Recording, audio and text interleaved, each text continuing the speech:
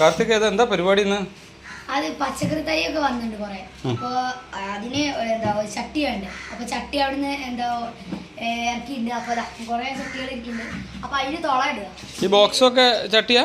അത് മൊത്തം ചട്ടിയാ. ഇത് മറ്റേ ഡ്രില്ലിംഗ് മെഷീൻ ബാറ്ററിന്റെ കട്ട ബാറ്ററി. കുഴപ്പമില്ല അല്ലേ? അപ്പൊ ഇത് ഇന്ന് ചട്ടിയൊക്കെ മണ്ണൊക്കെ വളമൊക്കെ ഇട്ടിട്ട് മണ്ണ് നിറച്ച് തൈ വെക്കും. ഇപ്പൊ തന്നെ തൈ വെക്കും. നമ്മൾ ഇനി ഈ ചട്ടി നമ്മൾ തുളച്ചിട്ടുണ്ട്. അപ്പോൾ ആ തുളച്ച ഭാഗത്ത് നമുക്ക് ഒരു കല്ല്, ഒരു ഓടിന്റെ കഷ്ണം, അതായത് എന്തിനു വെക്കുക? വെള്ളം വാർന്നു പോകാൻ അല്ലേ? വെള്ളം വാർന്നു പോകാൻ വെക്കുക. നമ്മൾ വളവും മണ്ണും കൂടി മണ്ണിന്റെ മേലെ വളരണം. എന്നിട്ട് അതൊന്ന് മിക്സ് ആക്കിയിട്ട് അതിന്റെ മേലെ മറ്റേ തൈ വെക്കണം. ഇത് നമ്മൾ വളത്തിൻ്റെയാണ്. ഇത് ചാണകപ്പൊടി, ഇത് എല്ലുപൊടി, വേപ്പുമുണ്ണാക്ക് മിക്സാണിത്. നമുക്കത് പൊട്ടിച്ച് ഇടാം. ഓക്കെ, ഇങ്ങനെ ഇടല്ലേ?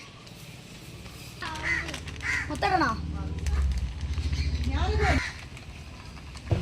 ഓക്കെ കൂട്ടുകാരെ, നമ്മൾ ഇനി ചകിരി വെക്കും.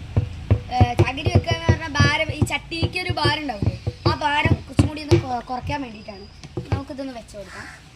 ഇതിന് മേലെ ഇനി നമ്മൾ ചകിരിയൊക്കെ നമ്മൾ വെച്ചിട്ടുണ്ട്. ഇനി നമുക്ക് ഈ വളം മിക്സ് ആക്കിയിട്ട് നമുക്കൊന്ന് ഇതിലിടാം. നമുക്കിടാം.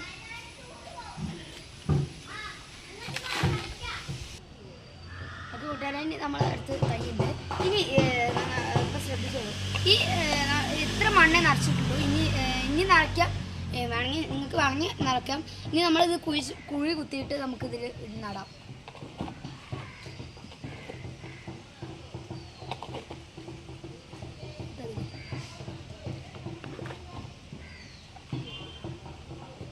നമുക്ക് കുറച്ച് ചെറുതായിട്ട് തന്നെ നന കൊടുക്കാം. നമുക്ക്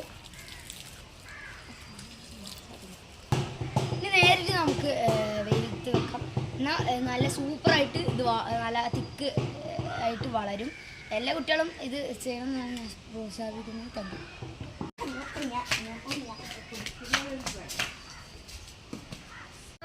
മണ്ണൊക്കെ കൂടുതൽ നിറച്ച ചട്ടിയിൽ ഞങ്ങൾ മുളകും തൈ വെക്കാൻ പോകുന്നത്.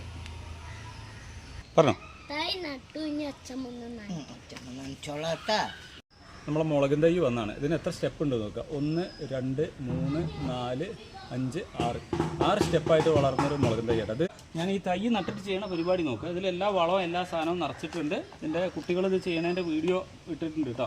അപ്പോൾ ഇതിൽ വളമൊക്കെ നിറച്ചു. ഞാനൊരു ചെറിയൊരു കുഴി ഉണ്ടാക്കി.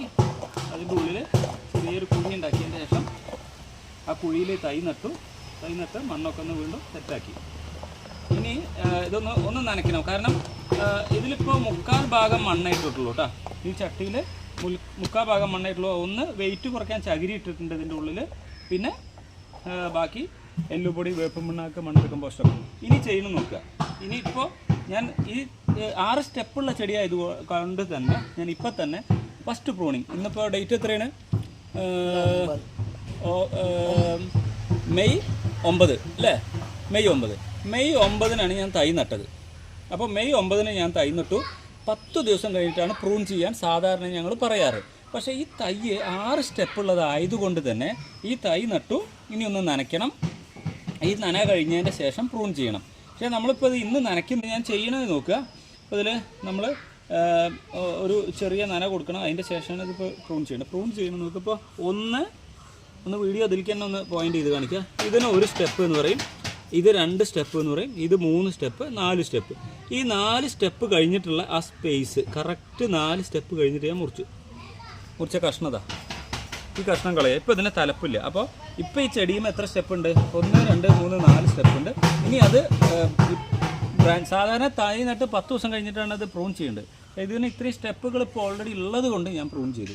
ഇനി ഇതിൻ്റെ അടുത്ത വീഡിയോ ഞാൻ കാണിച്ചു തരും. ഇത് ഗ്രോത്ത് വന്ന് ഇപ്പോൾ എന്താണ് സംഭവിക്കുക വെച്ചാൽ ഇതിൻ്റെ ഓരോ ഇലഞ്ഞെടുക്കിൻ്റെ ഉള്ളിൽ നിന്നും പൊടിപ്പ് വരും. ഒരു കാര്യം പ്രത്യേകം ശ്രദ്ധിക്കണം. ഞാൻ മുറിച്ചു. ഈ മുറിക്കുന്നത് സാധാരണ വെയിലുള്ള സമയത്തായിരിക്കും.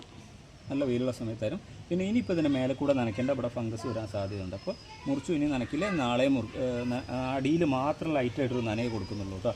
നിങ്ങൾ ഇതേപോലെ ചെയ്ത് നല്ല രീതിയിൽ പച്ചക്കറി കൃഷിയൊക്കെ ചെയ്യാനുള്ള ശ്രമം നടത്താം. Okay, thank you.